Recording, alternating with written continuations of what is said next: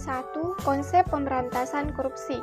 Korupsi di Indonesia bukan lagi suatu hal yang asing. Oleh karena itu, diperlukan konsep-konsep untuk bisa memberantas para pelaku korupsi.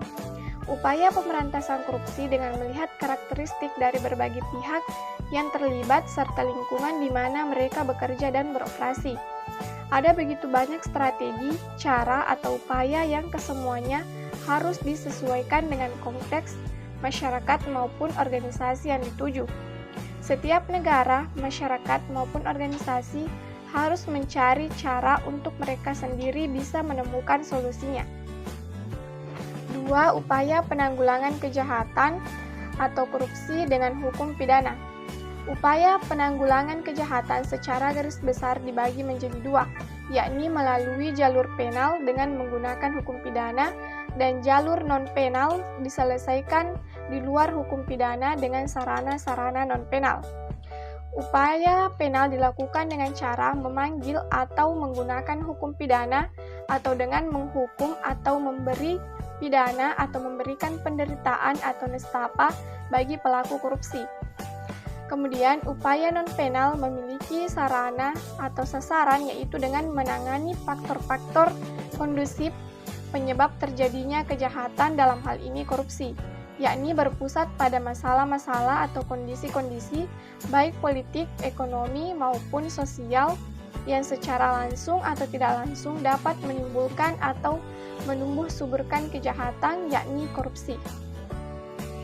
3. Berbagai strategi dan atau upaya pemberantasan korupsi.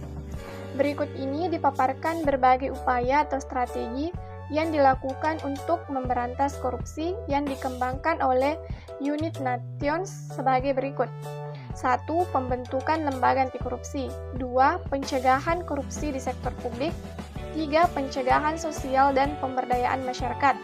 Yang keempat, pengembangan dan pembuatan berbagai instrumen hukum yang mendukung pencegahan dan pemberantasan korupsi. 5. Monitoring dan evaluasi. Dan yang terakhir atau yang keenam yaitu kerjasama internasional.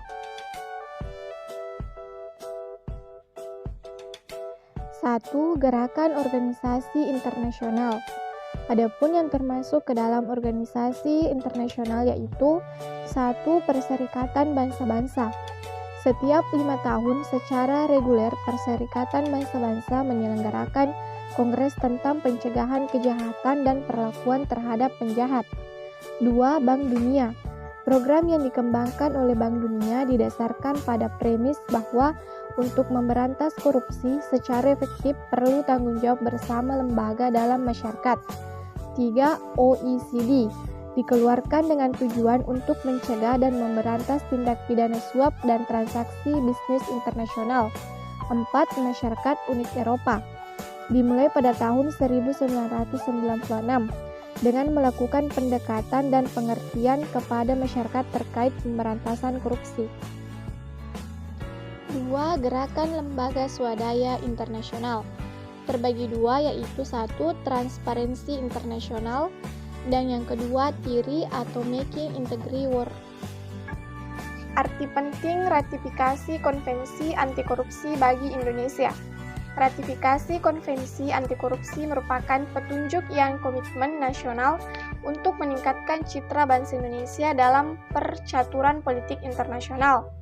Dalam penjelasan Undang-Undang Nomor 7 Tahun 2006, ditunjukkan arti penting dari ratifikasi konvensi yaitu sebagai berikut. Untuk meningkatkan kerjasama internasional khususnya dalam melacak, membekukan, menyita, dan mengembalikan aset-aset hasil tindak pidana korupsi yang ditempatkan di luar negeri. Meningkatkan kerjasama internasional dan mewujudkan tata pemerintahan yang baik. Meningkatkan kerjasama internasional dalam pelaksanaan perjanjian, ekstradisi, bantuan, hukum timbal balik, dan sebagainya. Mendorong terjadinya kerjasama teknis dan pertukaran informasi dalam pencegahan dan pemberantasan tindak pidana korupsi. Perlunya harmonisasi peraturan perundang-undangan nasional dalam pencegahan dan pemberantasan korupsi. A. Sejarah pemberantasan tindak korupsi.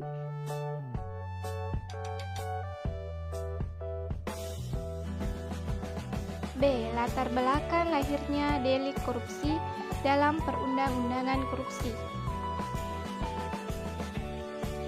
C. Delik korupsi menurut Undang-Undang Nomor 31 Tahun 1999 JO Undang-Undang Nomor 20 Tahun 2001. D. Gratifikasi.